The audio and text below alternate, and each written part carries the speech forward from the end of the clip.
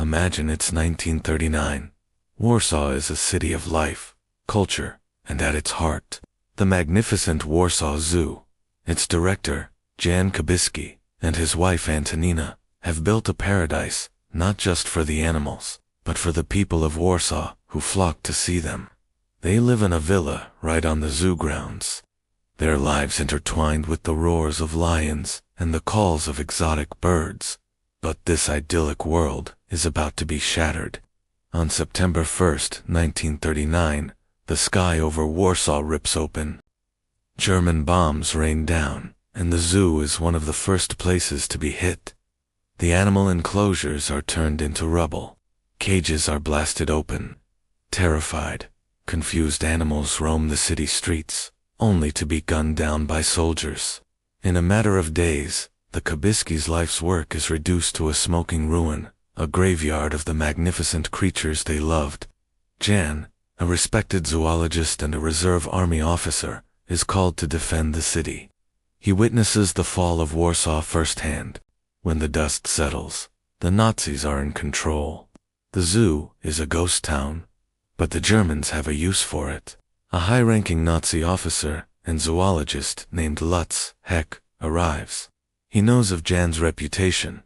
Heck has a perverse dream to recreate ancient, extinct species of European animals through selective breeding. He sees the few surviving prize animals at the Warsaw Zoo as perfect specimens for his monstrous project. He orders them shipped to Germany. The remaining animals, those deemed not valuable, are to be shot. A hunting party is organized within the zoo grounds. Drunken Nazi officers toast and laugh as they gun down the last of the zoo's inhabitants. For Jan and Antonina, it's a new level of hell. Their home, once filled with the sounds of life, is now eerily silent. But as they watch the last of their animals being taken or killed, a new, far more dangerous purpose begins to form in their minds. The empty cages, the deserted tunnels, the vacant animal houses, they could be used for something else. They could become a sanctuary, not for animals, but for people. The Nazis have sealed off a part of Warsaw, creating the Warsaw Ghetto. Hundreds of thousands of Jewish men, women, and children are crammed into a tiny, squalid area, slowly being starved to death. Jan and Antonina know many of these people. They are friends, colleagues, neighbors. They can't just stand by and watch. Jan, using his official status as a city parks superintendent, gets a permit to enter the ghetto. The official reason: to inspect the trees and gardens. The real reason: to save lives. Under the guise of collecting scraps for a pig farm he's established at the zoo, Jan begins to smuggle people out. The plan is as daring as it is brilliant. He drives his truck into the heart of the ghetto, loading it with garbage. But hidden beneath the filth, in secret compartments, are human beings. Men, women, and children, escaping a death sentence. Each trip is a gamble with death. At the checkpoints, Nazi guards could inspect his truck at any moment. A single cough, a baby's cry, could mean immediate execution for everyone.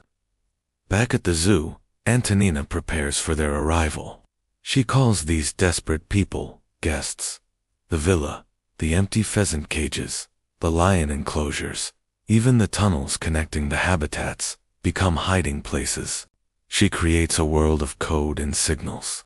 The music she plays on the piano is their lifeline. When she plays a certain piece by Offenbach, it's a warning. Danger, a German is near. Be silent. When she plays a different tune, Chopin, it means the coast is clear, and they can emerge from their hiding spots. Life in this human zoo is a constant state of tension. Their villa is right next to the German barracks. Nazi officers are frequent, unannounced visitors. They come to stroll the grounds, to hunt, to drink. Antonina must play the perfect hostess, smiling and making small talk, while just meters away. In the basement, or in a closet, a family holds its breath. One time, a German soldier was just outside the house when a hidden baby began to cry. Thinking fast, Antonina sat at the piano and began to sing a loud lullaby, her voice masking the infant's cries until the danger passed. She had an incredible gift for calming both people and animals, a quiet strength that held their fragile sanctuary together. The guests come and go. Some stay for a few nights, others for months or even years. The zoo becomes a crucial way station in the Underground Railroad. They dye people's hair, provide them with false documents, and then help smuggle them out to safer locations in the countryside. The Żabiński's own son, Ryszard, a young boy at the time, is part of the secret.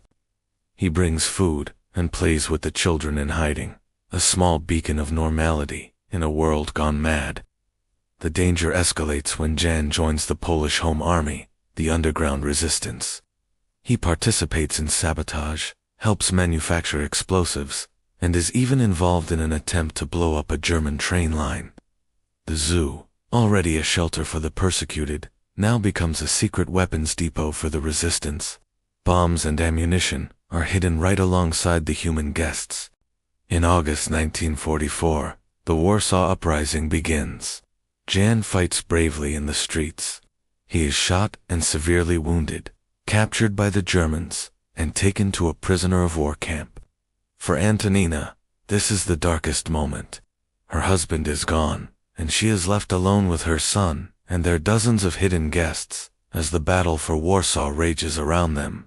The Germans, in their brutal response to the uprising, systematically destroy the city, block by block. Antonina and the others survive in the basement of the villa, a tiny Noah's Ark in a sea of fire and destruction.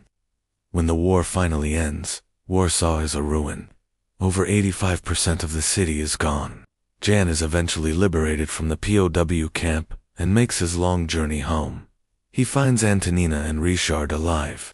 Miraculously, every single one of the more than 300 people who had taken refuge in their zoo had survived the war. The Żabiński's work did not go unrecognized. In 1965, Yad Vashem, Israel's Holocaust memorial, honored Jan and Antonina as righteous among the nations, an award given to non-Jews who risked their lives to save Jews during the Holocaust. Their story, however, remained largely unknown to the wider world for decades, hidden behind the Iron Curtain. It wasn't until the publication of Diane Ackerman's book, The Zookeeper's Wife, and the subsequent film, that their incredible act of defiance reached a global audience. They rebuilt the Warsaw Zoo after the war, and Jan served as its director until 1951. But their greatest legacy was not the animals they saved before the war, but the humans they sheltered during it. In a time of unimaginable hatred and darkness, when so many people chose to look away, Jan and Antonina Żabiński saw their empty zoo not as a symbol of loss, but as an opportunity. They turned cages meant for animals into havens for people. They used the silence of their destroyed paradise to hide the whispers of hope. They were an ordinary couple who, faced with extraordinary evil, chose to do the most extraordinary thing, to risk everything for the simple, profound belief in our shared humanity. Thank you for watching. If this story of courage moved you, please give this video a like and subscribe to our channel for more unbelievable true stories. Together, we can ensure these heroes are never forgotten.